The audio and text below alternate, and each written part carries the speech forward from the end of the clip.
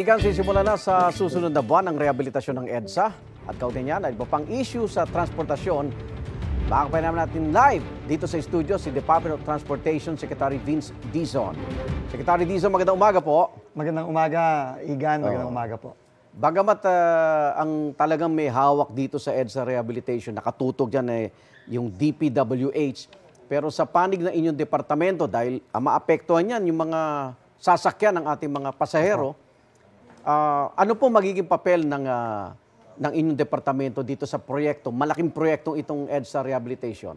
Opo, napakalaking proyekto po talaga ito, no? First in the last, almost 50 years po ata itong gagawing overhaul ng EDSA.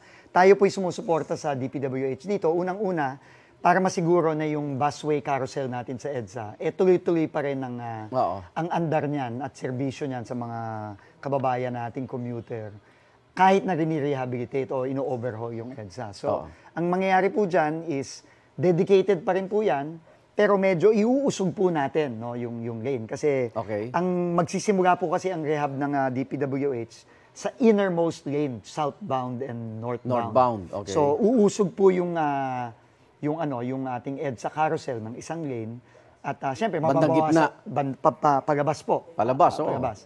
Kaya po mababawasan po talaga ang mga lanes natin para sa mga sasakyan. Pero para nga po maibsan yung traffic kahit papano, although siyempre wala tayong magagawa dyan habang ginagawa yan, talagang magta-traffic tayo. Lalo tayong magta-traffic. Meron pong mga gagawin ang gobyerno, kasama ng DPWH, ang MMDA at ang DOTR.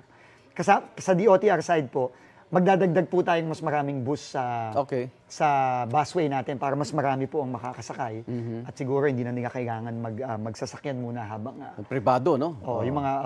Magdadagdag po tayo ng mga bus sa busway. At saka, yun nga po, nung Lunes, nagdagdag pa tayo ng isa pang trend sa MRT.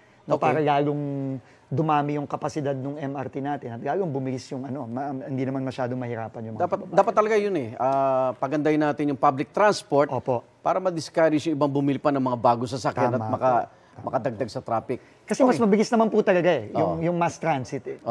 Dito pong Holy Week, nagsagawa kayo ng random drug testing sa mga bus driver, pati konduktor, Anong resulta? May mga nagpositibo po kasi. So, anong mga plano ng DOTR sa kanila? Yan po, napakaganda po nung tanong nyo, Igan. No? Kasi after this po, diretso po ako ng LTO. May malaki po kaming announcement. Ano po yun? Baka pwedeng mauna na. Opo. Yung mga nag-test po sa drugs, suspendido po kagad. Yung positibo? Yung positibo. Yung nagpositibo, na-test na nagpositibo.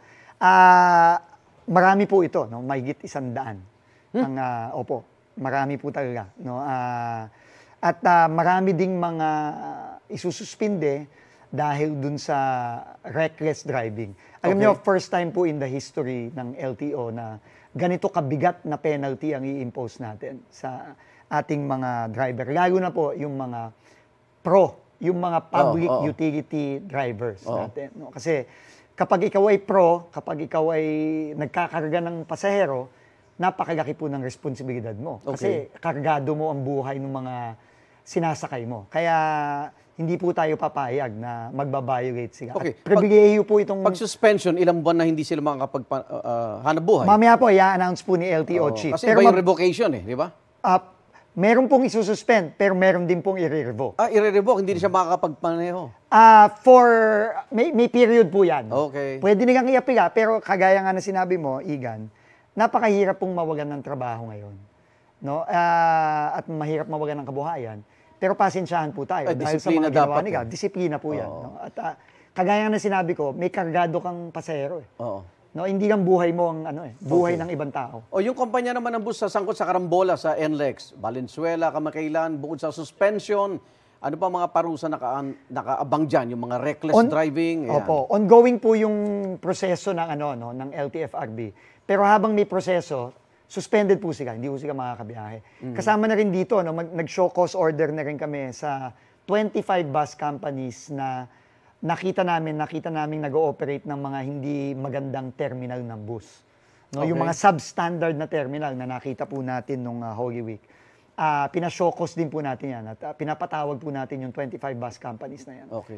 Ito bang nagsulputang terminal sa EDSA, nagdudulot ng traffic? May review ba yan? Kasama po yan sa mga review natin.